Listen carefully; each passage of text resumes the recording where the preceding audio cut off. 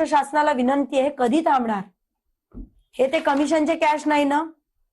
या सगळ्यावरती सखोल चौकशी झाली पाहिजे.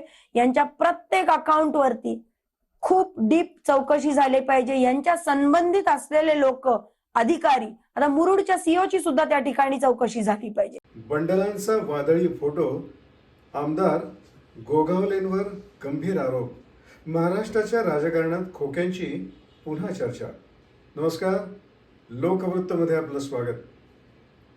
महाराष्ट्राच्या राजकारणात खोके हा शब्द काही नवीन नाहीये, पण आज शिवसेनेच्या शिंदे गटाचे आक्रमक आमदार भरत गोगावले यांचा पैशांच्या बंडलासोबतचा एक फोटो थेट विधानसभेत चर्चेला आल्यानं मोठी खळबळ उडाली आहे. शेकाप नेत्या चित्रलेखा पाटील यांनी हा फोटो सभागृहासमोर दाखवत गोगावले यांच्यावर अत्यंत गंभीर आरोप केले आणि या कथित आर्थिक गैरव्यवहाराच्या प्रकरणानं राजकारण ढवळून निघालं आहे.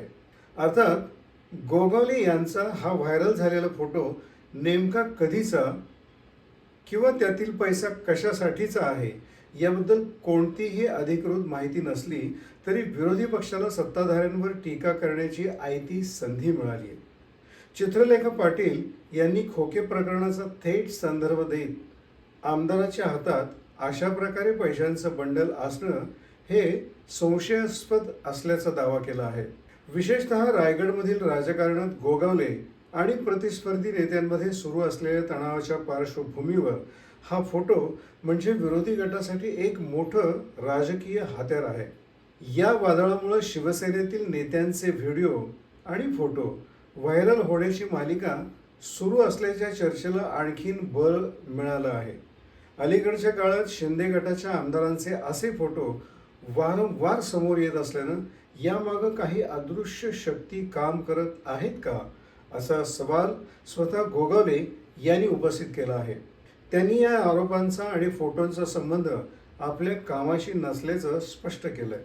तरीही सत्ताधारी आमदाराचा पैशांच्या बंडलासोबतचा फोटो सार्वजनिकरित्या चर्चेत येणं हे केवळ त्यांच्या वैयक्तिक प्रतिमेवरच नव्हे तर संपूर्ण सत्ताधारी आघाडीच्या नैतिकतेवर प्रश्नचिन्ह उभं करणार आहे.